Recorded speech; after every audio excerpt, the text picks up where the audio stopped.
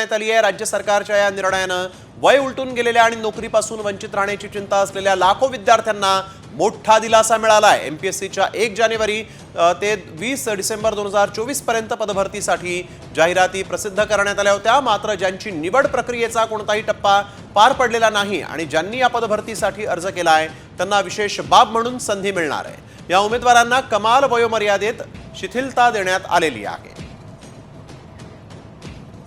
2024 मध्ये एकही परीक्षा झालेली नाही, तर त्या विद्यार्थ्यांना निश्चितपणे यामुळे दिलासा मिळणार आहे असं सध्या तरी सरकारच्या प्रयत्नातून दिसत आहे। सरकारने 1 वर्ष शिथिलता दिल्यामुळे या महाराष्ट्रातील तमाम पोरांना त्याचा फायदा होणार आहे। कोविडच्या काळामुळे किंवा EWच्या आरक्षणामुळे या SCBCच्या आरक्षणामुळे थोडा गोंधळ झाला होता। 2024 या सालामध्ये कुठलीही परीक्षा कंडक्ट न झाल्यामुळे पोरांना वय ओलांडलं होतं। या शासनाच्या निर्णयामुळे पोरांना एक आनंदाचं वातावरण निर्माण झाले की कारण आपल्याला 1 वर्ष संधी मिळाली। जवळपास 50,000 विद्यार्थ्यांना ज्यामुळे दिलासा मिळणार आहे आणि ते फॉर्म भरू शकणार आहेत। कारण का म्हणजे जाहिरातीला उशीर झाला त्यामुळे यांची वयोमर्यादा संपली।